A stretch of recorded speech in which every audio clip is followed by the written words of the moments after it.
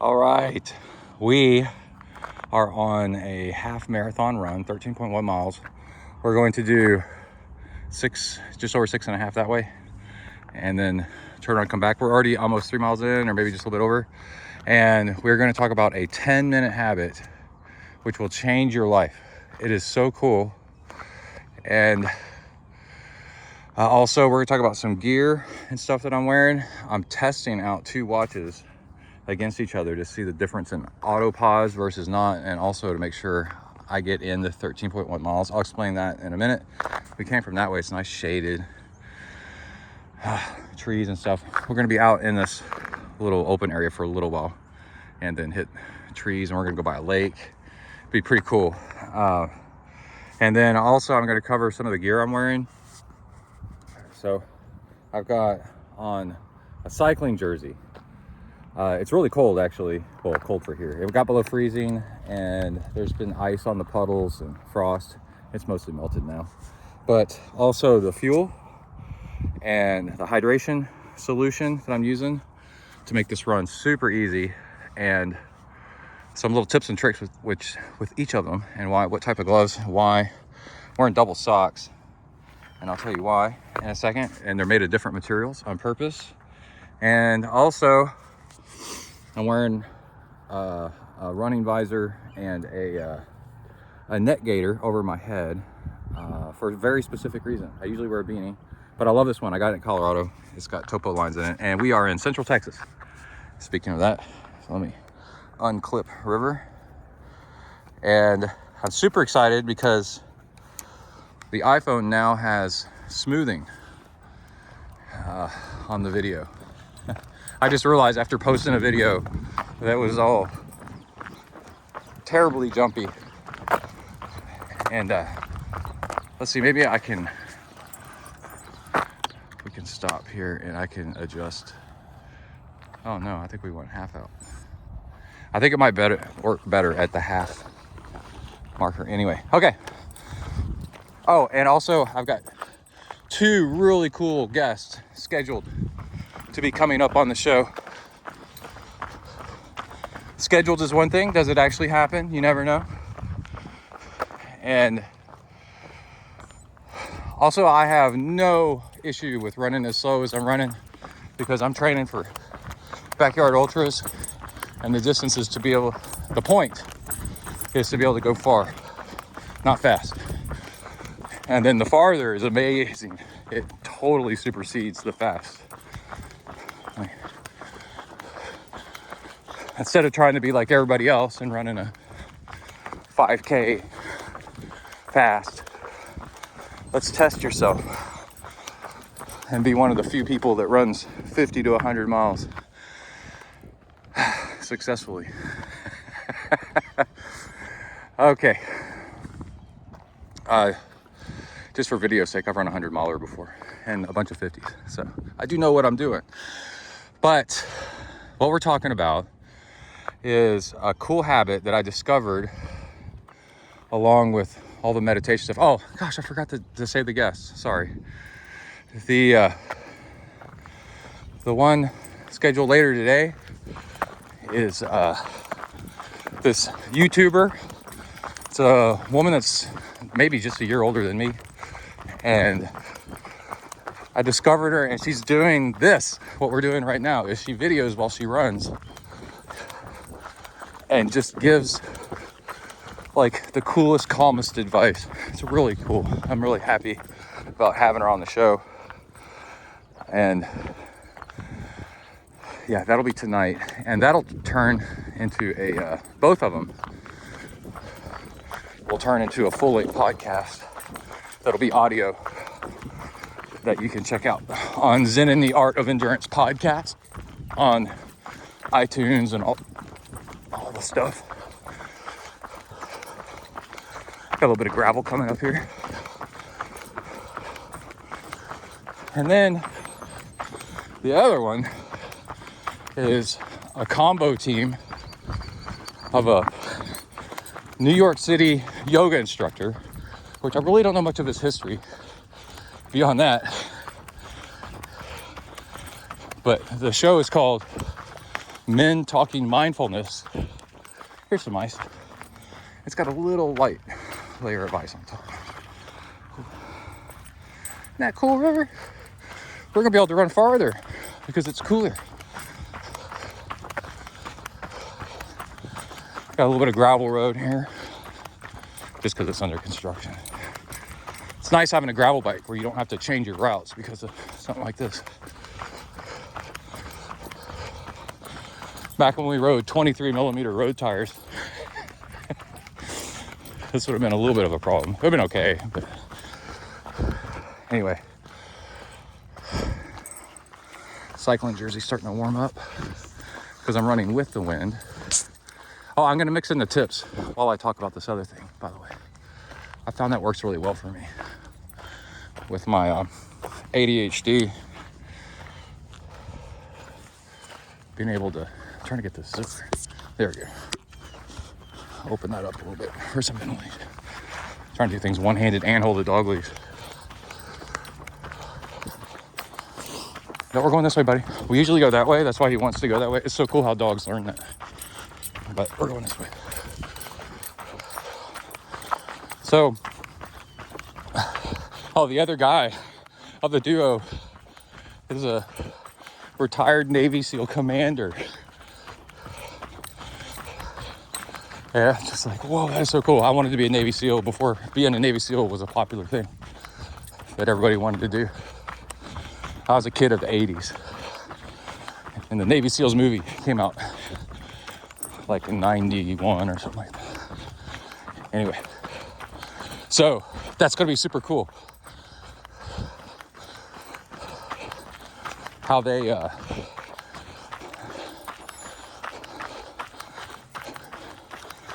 use mindfulness to accomplish really serious problems and tasks and goals. So overcome problems, adapt, improvise, adapt, overcome. Anyway, so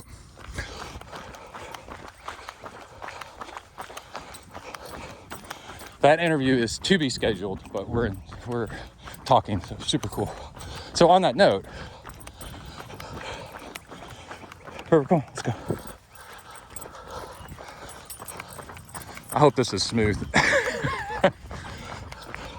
If not, this has been a good practice. I've learned that. If it's a problem, it was a good practice run. The second try will be better. Like if you accidentally delete a school paper. Come on. Okay.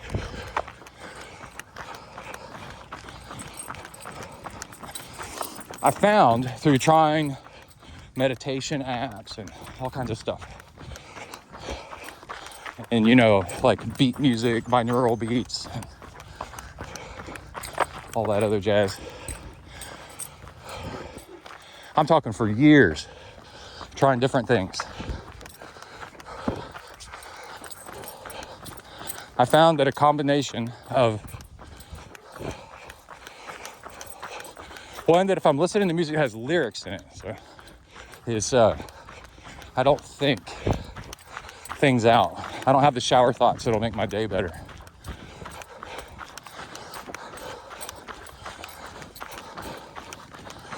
But if I listen to music that has no lyrics, nobody talking, so it's just the instruments, then my mind starts to wander and I start thinking of the things I need to do for the day, right? Oh, they built a new bridge. Forgot about that. Okay, so what I did eventually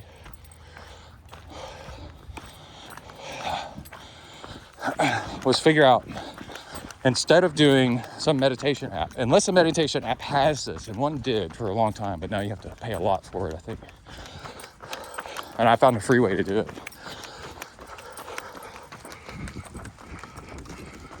There's some wildlife. What do you think? Rivers are really tough until something big gets in his face, and not so much. It's pretty funny.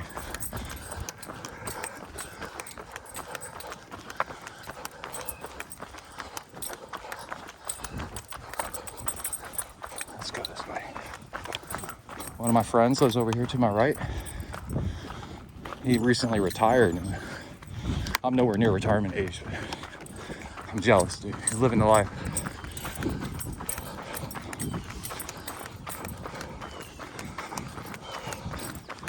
So what I figured out was that plus a combo of quote unquote, doing that with my fingers, with meditating with a timer. And I found it takes like 10 to 15 minutes, okay? So this music with no lyrics, it's just, and songs you don't know really. There's never been lyrics to these songs. So I do like Desert Dweller channel, and it's kind of like this Arabic Indian funk. Chill, down-tempo chill is another really good one. Let's go. Oh, you know what? We need to drink some water. Eat a little bit of fuel. So let's do that over here. We'll get to that in a second.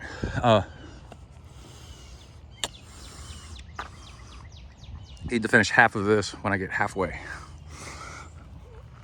And looks like I need to clean the top of that bottle too. It's got black gunk on it.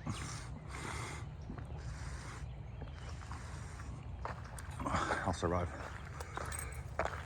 Okay. Bit of water to wash it down.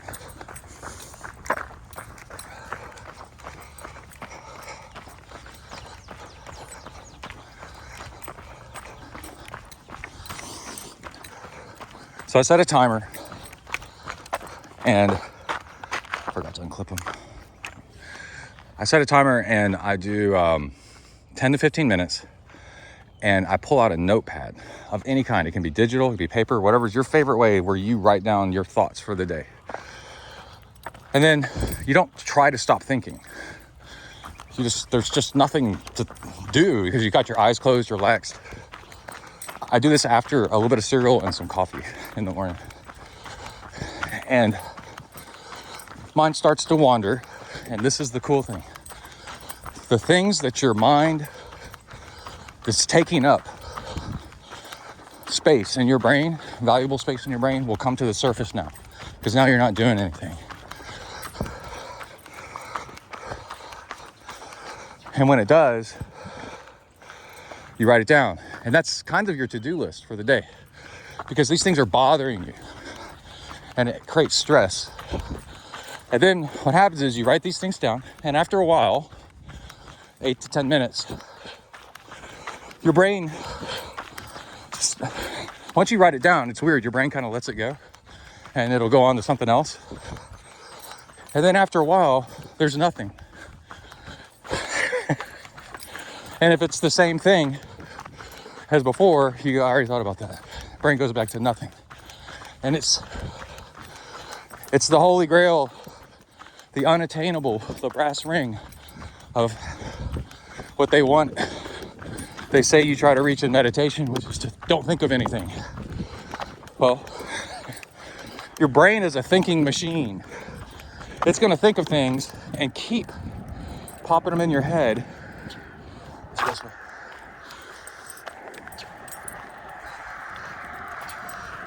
We got a little bit of a headwind, so sorry about that. Until it feels comfortable that it is stored somewhere where you're going to do something about it. Otherwise, its job is to keep reminding you. So, when you... There's ice around the bottom of the tree right there. So, when you write it down on this list, and I do it in my phone. I have a list in my phone, and that way it goes with me everywhere. And then when you have a free moment in the day, you review your list and do some of those things. It's literally your to-do list for the day. And it changes everything. And there's a saying that 20 minutes of planning is worth 20 IQ points in the situation that you're in. So you can research ahead of time how to get out of quicksand. It's a really good example. How to get out of quicksand. And then when you fall in quicksand, you're like, oh, I know how to do that. Fall in quicksand first, and then somebody throws a laptop at you with Wi-Fi. It says, Google how to get out of quicksand. You're like, now's not the time, buddy. Should have done that earlier. Okay, we got a slight uphill up here. Look at River, he's such a good boy. And then, oh, by the way, it's a whole lot of stops on the way out, and then on the return trip, 1/10 as many, because he's already sniffed everything. So then that makes the first part of the run easier. There's a deer. Zoom in right there. And then the return part build up. So basically you're building in a warm up into the first half. I do this on purpose here. And if we did it the other way, or if things happened the other way, then just as after I got warmed up, really ready to run, then we've got stopping constantly. So it doesn't work well like that. Okay, come on, let's go.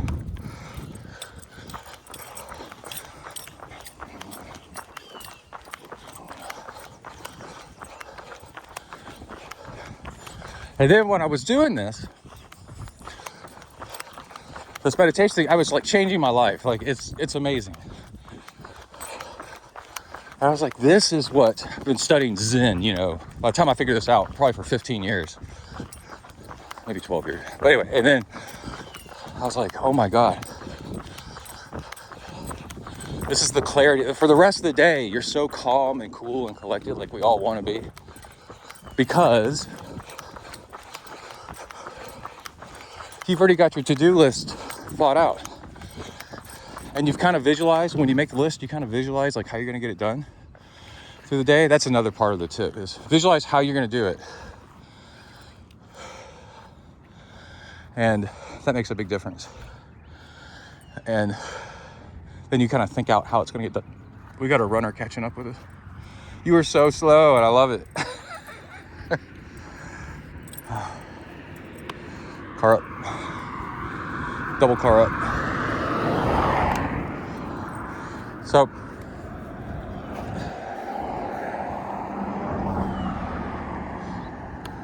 well, you got something good over here. Your body gives off an indicator when it has gone from planning and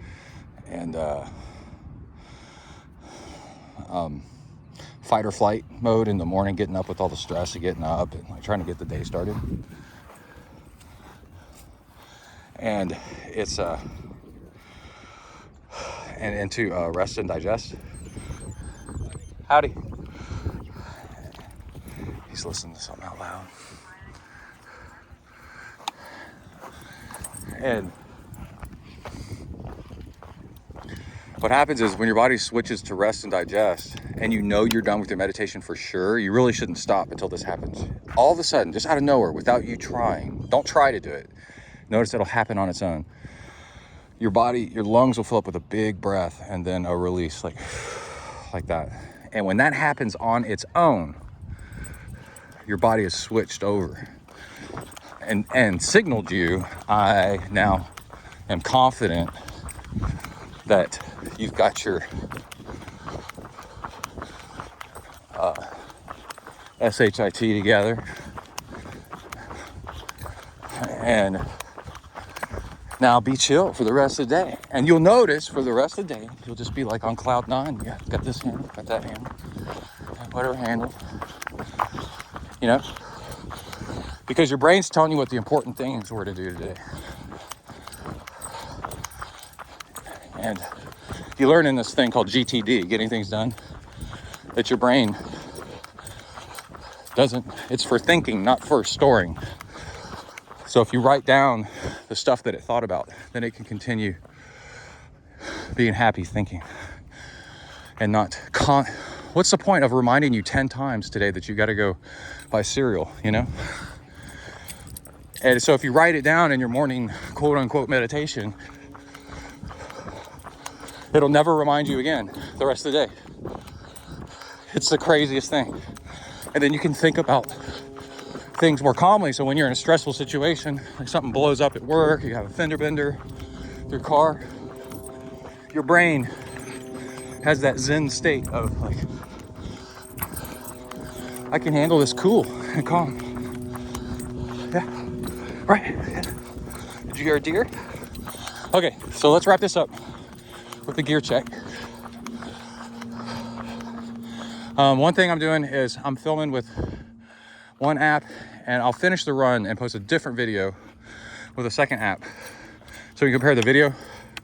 And this is a Garmin 945 set on autopause at 17-minute mile, and this is a Phoenix 5 set to not autopause, so we get the distance right. I just wanted to compare the difference between the two, what each one records, and then it's a big difference. But I'd like to get it officially so I can create like a slide rule. And I think we need a little bit more water and some fuel. Don't feel like I need it. We really haven't gone anywhere. But it adds up.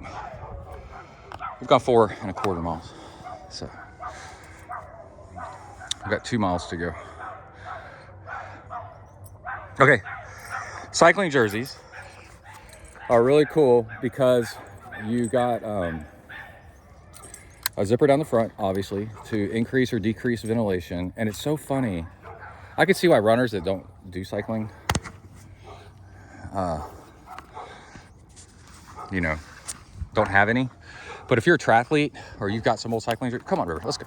There's been enough.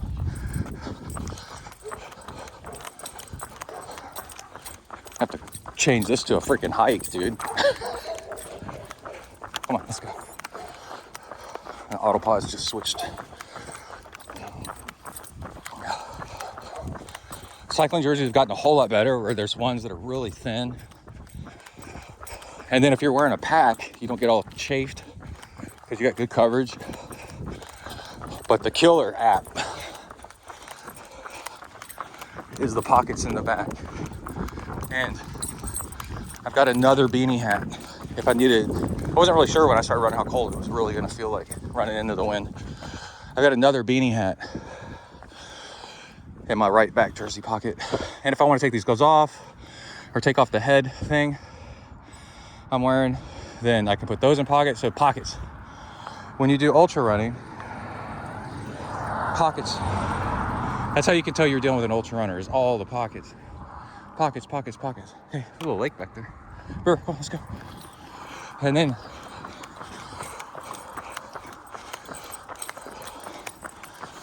they come in bright colors, you know, so cars can see you. It's pretty cool. I've worn one during an ultra marathon one time and loved it. All the pockets. So great. Put a map back there. The times you need to get through aid stations if you want to make a certain time. Pockets and pockets. Trash. If you're eating gels. And if you get a full zip, you can unzip it all the way really easily and take it off. Stow it away. Anyway, let's go. Oh, I need to drink a little bit of water. And clipped on. Got a clip. So that fuel is a whole lot of table sugar and then like 1 scoop of maltodextrin.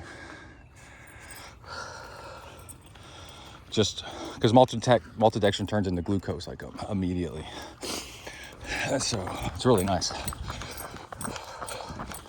It's nice to have just a tiny bit of a mix. Table sugar works amazingly well. And then like 80 milligrams of caffeine, citrus flavor from this little stuff that I buy that I'll show in another episode. Okay, we gotta go up, buddy. Gotta go up. After all that walking, this will be the one he wants to run. Oh my God. So, under the jersey as a base layer, I'm wearing heat armor. Long sleeve, an older one. That's really good for abrasion resistance. And it's difficult to get too hot or too cold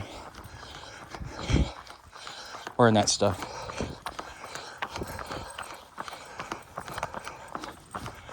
Now we're working.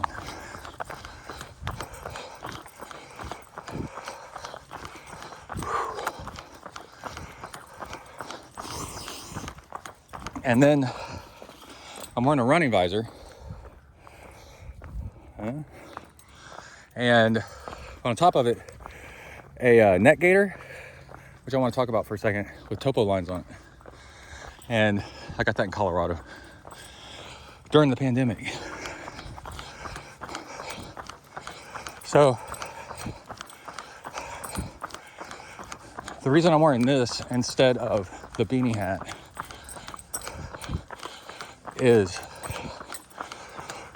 the neck gaiter's got a hole in the top. And if you're lucky enough at my age to still have hair,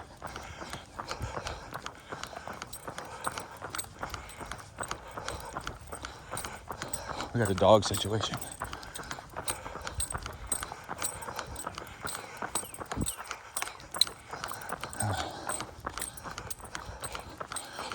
Then the extra ventilation, the big hole in the top is really nice.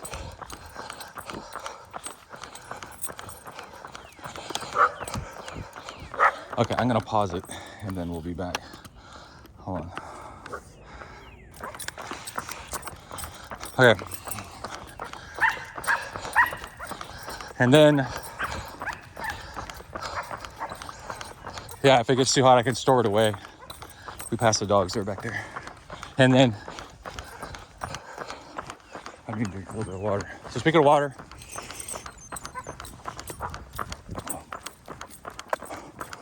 Camelback with 2 liters of water.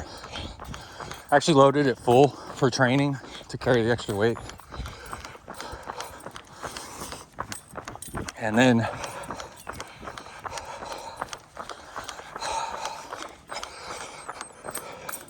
I'm wearing double socks. Wait until we get to the sunlight here. See if we can see them. So the base sock is wicking like a cycling sock, real thin. And I knew that my feet would be cold with just that. I'm wearing Hoka Clifton 9s. It's a really good ventilation. So I grabbed a pair of thin cotton socks, which will help block the wind a little bit. And then the smart thing is wearing artificial fabric underneath. And then the cotton socks won't cause blisters because they're slipping over the synthetic stuff. And the synthetic stuff is pulling the moisture away from my foot to the cotton. It's pretty cool. Anyway, I'm trying to think of what other gear I've got. I know there's more stuff, but I'll come back later. This video has been plenty long enough.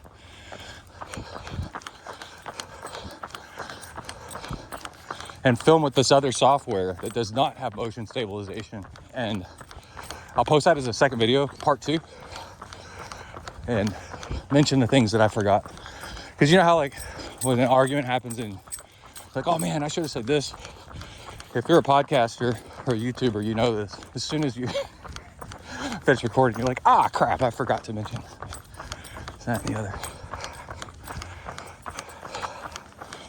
Okay. We'll be back towards the end and we'll see with some numbers and stuff too. Okay.